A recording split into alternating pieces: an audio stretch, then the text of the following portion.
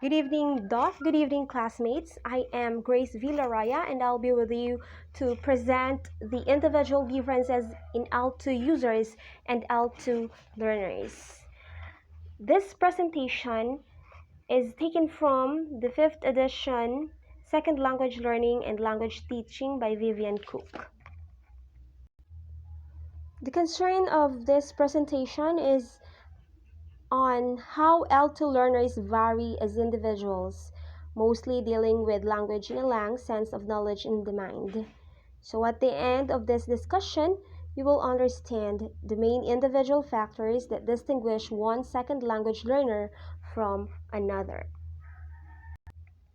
I have here an outline for our discussion. So this is about individual differences in L2 users and L2 learners, and this variation or motivation for learning, attitudes, aptitude, age, other personality traits. Let's tackle first the motivation for L2 learning. The focusing questions are, why did you learn a second language? Do you think you have succeeded? Evaluate these statements. Studying a foreign language is important to my students because they will be able to participate more freely in the activities of other cultural groups. Studying a foreign language can be important for my students because it will someday be useful in getting a good job. And the keywords are acculturation, the ways in which L2 users adapt to life with two languages. Additive bilingualism, L2 learning that adds to the learner's capabilities in some way. Subtractive bilingualism, L2 learning that takes away from the learner's capabilities.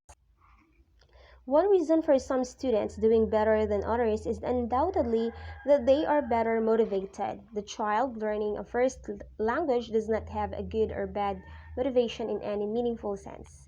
Language is one means through which all children fulfill their everyday needs. However diverse this may be, one might as well ask what the motivation is for walking or for being a human being.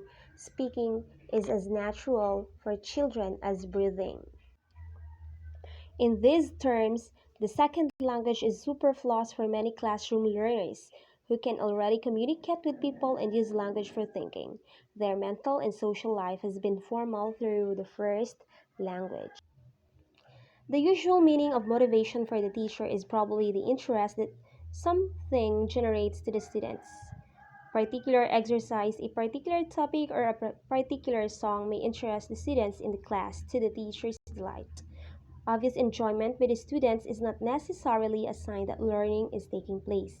People probably enjoy eating ice cream more than carrots, but which has the better long-term effects? Or as Peters 1973 said, what interests the students is not necessarily in the students' interests. Motivation in this sense is a short-term affair from moment to moment in the class. So why do people learn languages? A survey of schools in 6 countries of the European Union, according to Bonnet 2002, found that 94% of children thought that learning English was an advantage for communication abroad, 86% for facilitation of computer work and comprehension of music text, down to 64% sounds better in English, and 51% no expression in national language. Another survey shows the 10 most popular reasons across the EU for learning a new language, according to Eurobarometer 2012. These reasons are to feel more European, to be able to use the internet to meet people from other countries, for personal satisfaction, to be able to understand people from other cultures, to be able to study in another country, to get a better job in our country, to use on holidays abroad, to use at work, to be able to work in another country. Clearly, the reasons why people learn new languages range far wider than their personal careers. Motivation L2 learning has, however, mostly been used to refer to long-term stable attitudes in the students' minds, in particular integrative and instrumental reasons for studying modern languages, according to Gallagher, Brett, and T. Ideas introduced by Robert Gardner and Wallace Lambright in a series of books and papers. Gardner and Lambright, 1972, Gardner, 1985, 2007. Integrative motivation reflects whether the student identifies with the target culture and people in some sense, or rejects them. The more that a student admires the target culture, reads its literature, visits the country on holiday, looks for opportunities to practice the language, and so on, the more successful they will be in the L2 classroom. Instrumental motivation means learning the language for an ulterior motive unrelated to its use by native speakers, to pass an examination, to get a certain kind of job, and so on. The statement in the focusing questions section, studying a foreign language can be important for my students because it will someday be useful in getting a good job, also comes from Gardner's test battery. In Montreal, learners of French tend to be integratively motivated. In the Philippines, learners of English tend to be instrumentally motivated, according to Gardner in 1980. Motivation and teaching. Students will find it difficult to learn a second language in the classroom if they have neither instrumental nor integrative motivation. School children have no particular contact with a foreign culture and no particular interest in it, nor do their job prospects depend on it. Their attitudes to L2 users may depend more on the stereotypes from their cultural situations than on any real. Otherwise, teachers may have to go along with the students' motivation or at least be sufficiently aware of the students' motivation so that any problems can be smoothed over. In a teacher's ideal world, students would enter the classrooms admiring the target culture and language, wanting to get something out of the L2 learning for themselves, eager to experience the benefits of bilingualism, and thirsting for knowledge. Let's move on to attitudes. The focusing question: what do you think are people's typical reactions to foreigners, to bilinguals, to monolinguals? Mark how much you agree with these statements. It is important to be able to speak two languages. I will feel more myself in my first language than in my second language. Lombard 1981-1990 makes an important distinction between additive and subtractive bilingualism. In additive bilingualism, the learners feel they are adding something new to their skills and experience by learning a new language, without taking anything away from what they already know. In subtractive bilingualism, on the other hand, they feel that the learning of a new language threatens what they have already gained for themselves. Successful learning L2 learning takes place in additive situations. Learners who see the second language as diminishing themselves will not succeed. These relate directly to many immigrant or multi-ethnic situations, a group that feels in danger of losing its identity by learning a second language who does not learn the second language well. Here is an acculturation model. Both questions could be answered yes or no, though of course these would be questions of degree rather than absolute differences. The different combinations of yes and no yield for four main patterns of acculturation as shown below. Integration, question 1, yes. Question 2, no. Assimilation, question 1, no. Question 2, yes. Separation, question 1, yes. Question 2, yes. And marginalization, question 1, no. Question 2, yes. So there are then four possible patterns of acculturation. Marginalization is the best rewarding version, corresponding loosely to Lombard's subtractive bilingualism. Assimilation results in the eventful dying out of the first language, the so-called melting pot model once used in the United States. Separation results in friction-prone situations like Canada or Belgium, where the languages are spoken in physical separate regions. Integration is a multilingual state where the languages exist alongside each other in harmony. A crucial aspect of attitudes is what the students think about people who are L2 users or monolinguals. As we see in figure 7.3, most groups have fairly positive attitudes toward speaking two languages, but the British adults who were university students were or are clearly more positive. The same groups were asked about monolingualism. Their answers to the question, I will always feel more myself in my first language than in my second, were as follows. The British children feel less comfortable in the second language than the others. They feel more threatened by the new language. Attitudes and language teaching. Students never see successful L2 users in action and so have no role model to emulate other than the native speaker, which they will very rarely match. The goals of language teaching include changing people's attitudes towards other cultures and using second language effectively. According to this one, 2001, it cannot do the students any harm to show them that the world is full of successful L2 users. They are necessary for its functioning. Here is the Nobel Prize winners who speak more than one language. Let's now move on to aptitude. Are some people better at learning a second language than others? Focusing questions. Why do you think some people are good at learning other languages? Do you think the same people learn a language well in the classroom as learn it well in a natural setting, or do these demand different qualities? Keyword Modern Language Aptitude Test (MLAT), the standard test of language learning aptitude using phonemic coding, grammatical sensitivity, inductive language learning ability, rote learning. Everybody knows people who have a knack for learning second languages and others who are rather poor at it. Some immigrants who have been in a country for 20 years are very fluent. Others, from the same background and living in the same circumstances for the same amount of time, speak the language rather poorly. Given that their ages, motivations, and so on are the same, why are there such differences?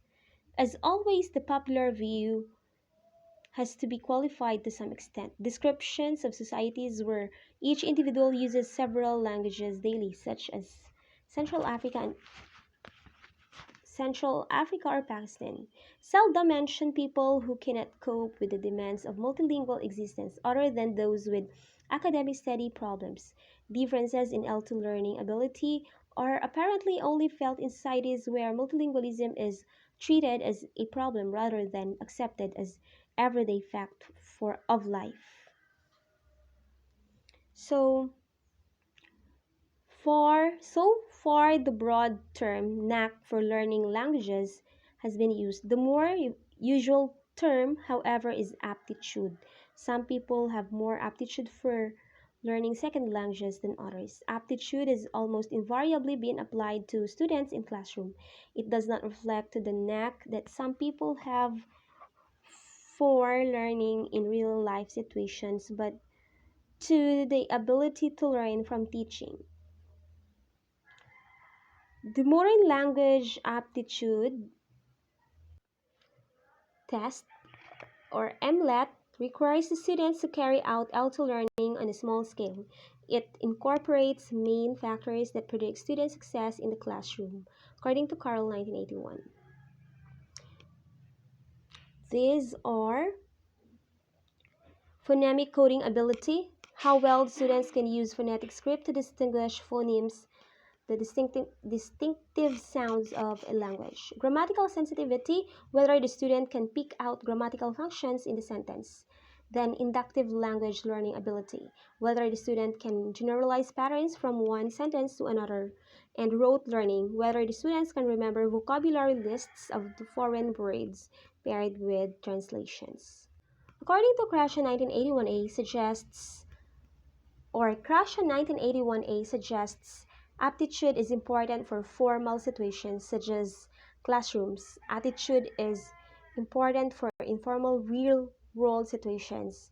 While aptitude tests are indeed more or less purpose designed for classroom learners, this still leaves open the existence of a general knack for learning languages in street settings. Horwitz 1987 anticipated that a test of cognitive level would go with communicative competence and a test of aptitude with a linguistic competence. She found, however, a strong link between the two tests. Peter Skeha, 1986-1998, developed a slightly different set of factors out of MLAT, namely phonemic coding ability. This allows the learner to process input more readily and thus to get more complex areas of processing more easily, supposing that phonemes are in fact relevant to processing. Language analytic ability. This allows the learner to work out the rules of the language and build up the core processes for handling language. Memory. This permits the learner to store and retrieve aspects of language rapidly. Later work reviewed by Peter Robinson, 2005, has tended to split aptitude up into separate components. Example, whether people are better at specific aspects of learning rather than overall learning. A particular sensitivity to language may help with focus and form activities, for instance. Second, language learning in formal conditions may in particular depend upon superior cognitive processing ability. Indeed, the best predictor of doing well in a second language at school is overall grade level. Aptitude in teaching.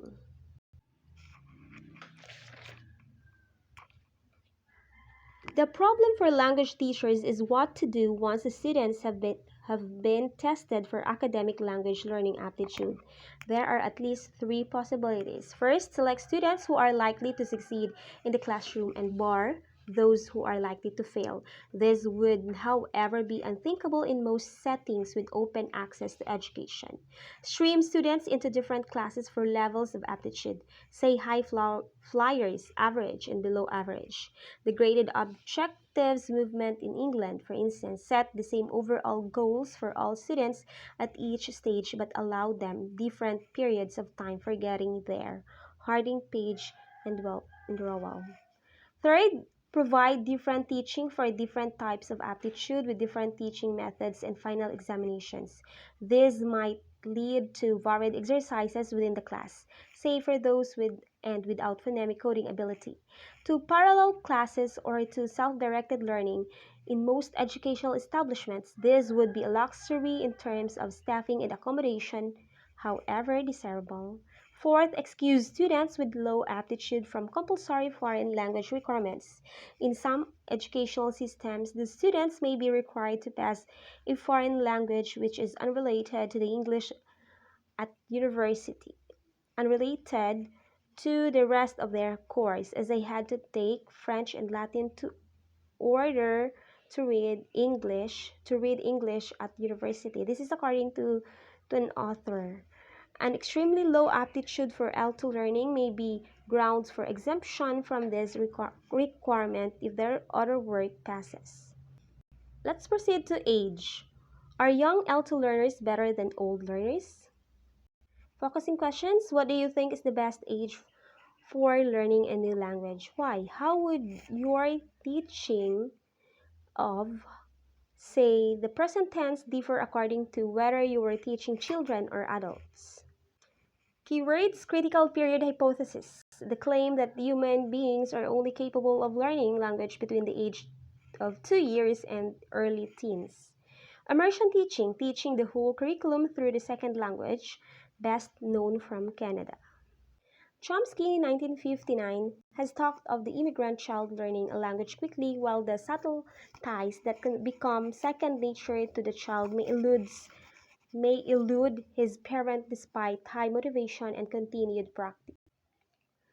The belief of superiority of young learners was enshrined in the critical period hypothesis, CPH, the claim that human beings are only capable of learning their first language between the age of 2 years and the early teens, according to Lenneberg, 1967.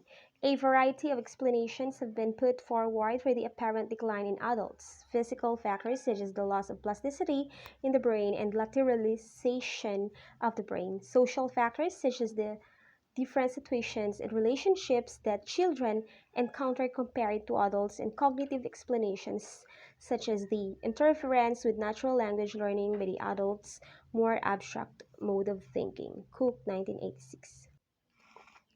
We have here evidence for the effects of age on L2 learning. Much research, on the contrary, shows that age is a positive advantage, making English-speaking adults and children who had gone to live in Holland were compared using a variety of tests. Snow and Hofna Joel Holy, 1978. At the end of 3 months, the older learners were better at all aspects of Dutch except pronunciation. After a year, this advantage had faded, and the older learners were better only at vocabulary. Studies in Scandinavia show that Swedish children improved at learning English throughout the school years, and that Finnish speaking children under 11 learning Swedish in Sweden were worse than those over 11, Ekstrand 1978. Although the total physical response method of teaching, with its emphasis on physical action, appears more suitable to children when it was used for teaching Russian to adults and children, the older students were consistently better, according to Asher and Price. A current view on classroom acquisition, Monius 2008, supports the claim that older learners learn faster than younger ones. Younger learners have an advantage only when they have more language exposure. Age and language teaching. Spolsky describes three conditions for L2 learning related to age. Formal classroom learning requires skills of abstraction and analysis. That is to say, if the teaching method entails sophisticated understanding and another reasoning by the student, as for instance a traditional grammar translation method, then it is better for the students to be older. Number two, the child is more open to L2 learning in informal situations. Hence, children are easier to teach through an informal approach. Third, the natural L2 situation may favor children. The teaching of adults requires the creation of language situations in the classroom that in some ways compensate for this lack. An important characteristic of language spoken to small children is that it is concerned with the here and now rather than with the absent objects or the abstract topics that are talked about in adult conversations. Adults do not talk about the weather much to a 2-year-old. Age in L2 learning. To be older leads to better learning in the short term. Other things being equal, some research still favors child superiority at pronunciation but not reliably. Children get to a higher level of proficiency in the long term than those who start 12 learning while older, perhaps because adults slow down. Let's move on to, are other personality traits important to L2 learning? First, let me read first the focusing questions. Do you tend to straighten pictures if they are crooked? What type of personality do you think is the mark of a successful student? Okay, here, the cognitive style. The term cognitive style refers to a technical psychological distinction between typical ways of thinking. Imagine standing in a room that is slowly leaning to one side without the people inside it knowing. Some people attempt to stand upright, others lean so that they are parallel to the walls. Those who lean have field-dependent cognitive style. That is to say, their thinking relates to their surroundings. Those who stand upright have a field-independent style. They think independently of their surroundings.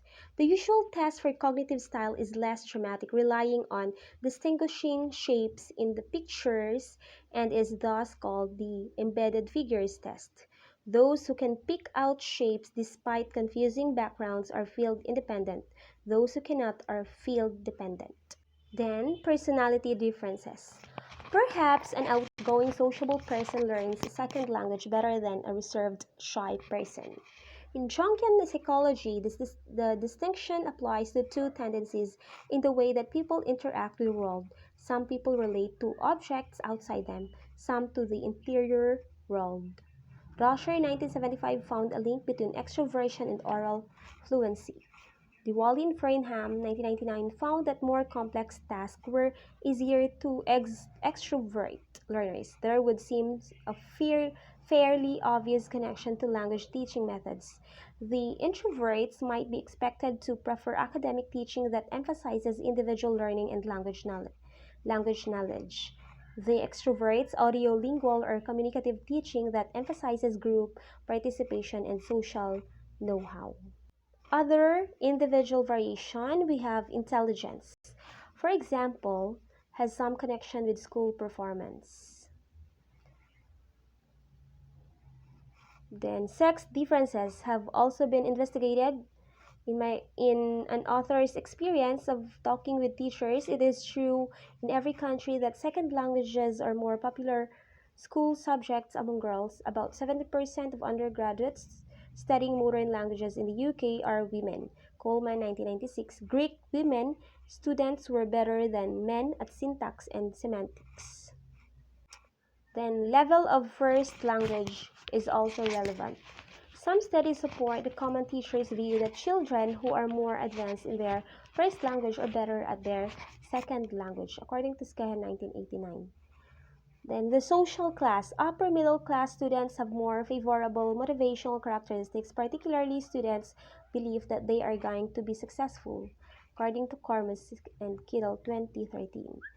Empathy. Those students who are able to empathize with the feelings of others are better at learning L2 pronunciation, though this depends to some extent on the language students are acquiring.